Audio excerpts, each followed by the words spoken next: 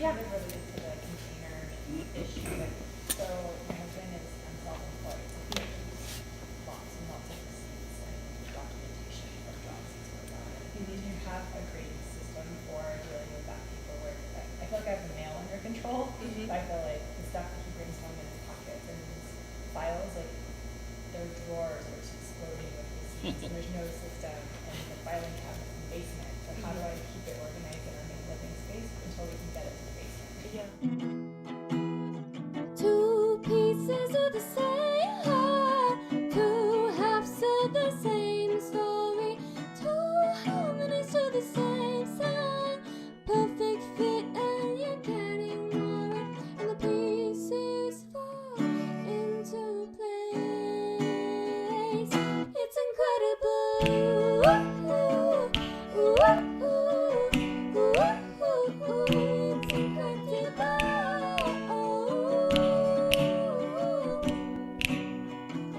It's incredible. I think if you can get him to be at least disciplined enough to put it in one location, maybe you could get something like a drawer, or have you ever seen those plastic file boxes with a lid? Maybe even you could sort his files by month, which is pretty easy. In January, he just stuffs them in a January file through the end of the year, and at the end of the year, you either take them to the accountant, or you put them in the basement, or you do, but just keep them at least in one place. There's a lot of electronic systems if you're willing to, whoever has his credit card through. The bookkeeper that I've started working with has me take pictures of all my receipts, and they're on a free app called HubDoc, and that's a really great thing. It can go to her, yourself, or an accountant or bookkeeper, but there's a lot of banks even allow you to take pictures of receipts if they're not used on the bank card. So maybe find an electronic way. But I think the important question there is, what are you doing with them? Are you actually tracking them for an accountant somewhere? So, At the end of the year.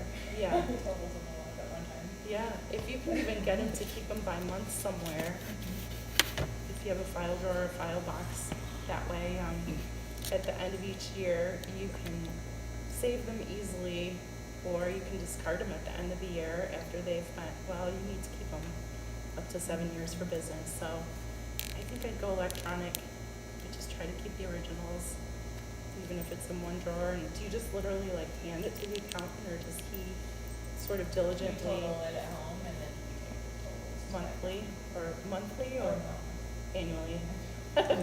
Well, in that case, maybe you just the need worst week of my life. maybe you just need one big bucket and put every receipt into that one bucket, whether it's in a drawer or somewhere. But the key is just keeping them all in one place. So whether it's where he comes in the back door and empties his pocket, or if it's in your master closet, just find one place and keep them all together. You might want to consider something like Expensify. You just take a picture of the receipt, and it'll automatically OCR it, so it automatically puts the vendor and all the information, and then it's all just digitally there. So like you enter some information, you type some in, and you scan the receipt, and then Yeah, a lot of times you don't even have to enter anything in. You just literally take a picture of the receipt. It automatically takes everything and enters it on in for you. I would research for app Yeah. receipts. Yeah, Expensify. Is that what HubDoc does too? Yes. I like that too. But then you're saving yourself all of that time of going through and adding it all up, because it's just a continuous process. So if you have take 5 minutes at the end of the day and just take a picture of all the receipts, Or then even you save an yourself hour that at the whole end of the week. month. So, sure. Let's see here. Oh, I skipped a space. I skipped ahead. I don't have the right glasses. So in the acronym space, the first was sort, the second was purge, the third was assign a home, and that's when we were talking about space, determining how much you have of anything. Again, whether it's wrapping paper or downhill ski equipment or whatever. Let's say it's ski equipment and you have a garage. Do you need a rack for 4 pairs of skis, or do you need a rack for 40 pairs? So make sure you're buying the right product for your personal needs. So number 4 was containerize. that's when you shop. So sorry, jumped ahead there. In the E in space and the little acronym is evaluate every purchase, and that's what I talked about before. So consider very strongly what you bring into your home once you get it in a position that you like it, and also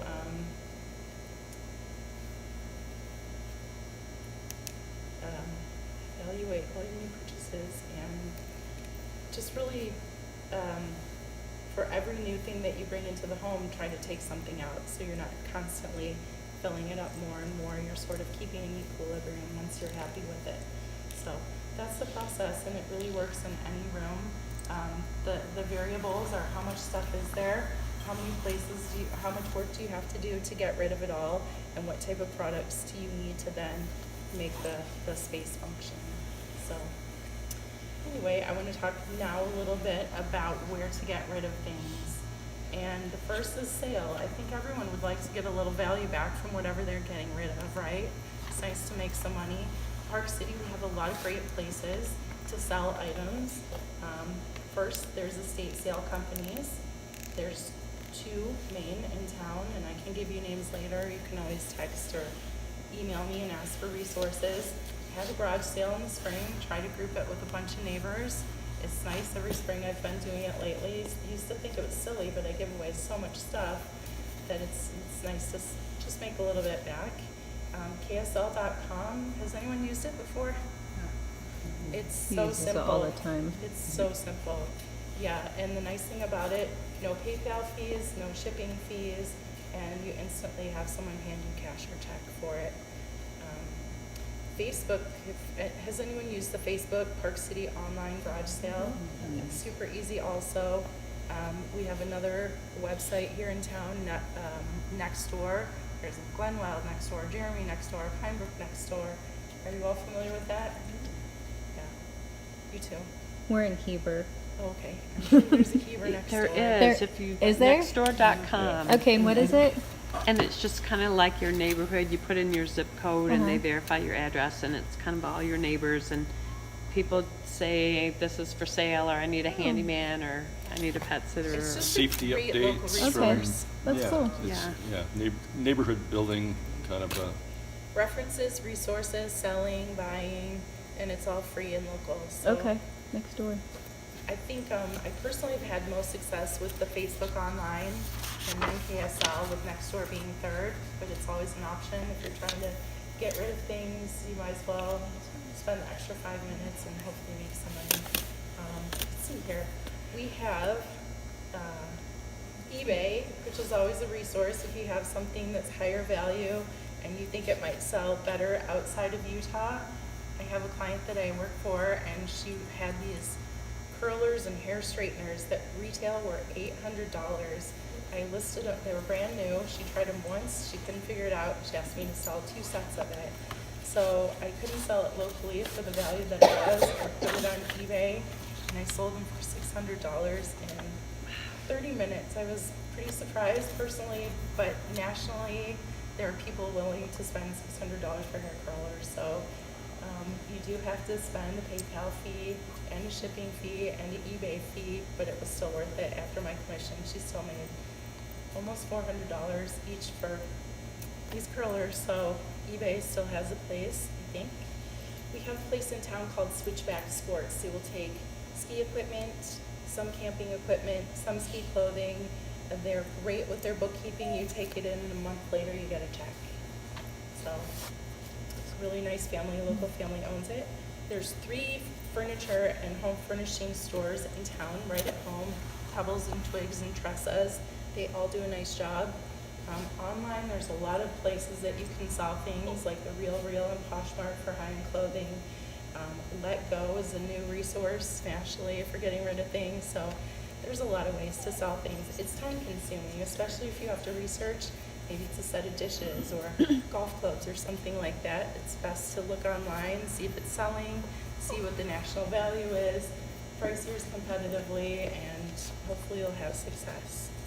Second, and really nicest way to get rid of things is to donate, which is where we're at, the Restore. If you don't necessarily need the money for you just know that something can go to help someone out who's a little less fortunate or may not have the income when they're furnishing a home. Restore is amazing. They take things here, building supplies, just,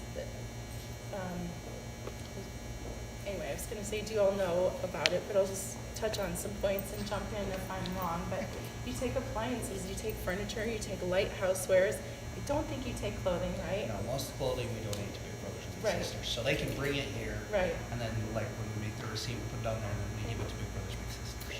You really do take a lot, though. I see books here, I see DVDs, CDs, home furnishings, all sorts of building items, so it's a great place. You get a tax receipt for anything you bring here, and you pick up, which is really, really nice. The larger items especially, not small items, but larger items. If you schedule, they will come and they will take your things away, which is great. And just to go backwards, if you're selling things, if you're selling something to maybe a local consignment store, maybe it's a little less desirable item, but it's still in great shape, you will pay to ship your item there if you can't fit it in your own car, and then you will pay them 50% of the selling price. So at the end of the day, sometimes for what you get for it, you're better off donating it, doing a good deed, and getting a tax write-off. So it's a really nice thing about the Restore. Do you know, is with the new taxes, are donations still tax deductible? They are, to my knowledge, yes. It depends on your tax situation. If you're self-employed at all, it makes you itemize your deductions. Yes, you do So have to then they're itemize. absolutely still tax deductible. Okay. But if you work and most of your income is W-2 income, then you don't have to itemize, and the new deduction is so large, most people don't wanna itemize. That's So, fabulous, because that's a stopping point for me. yeah.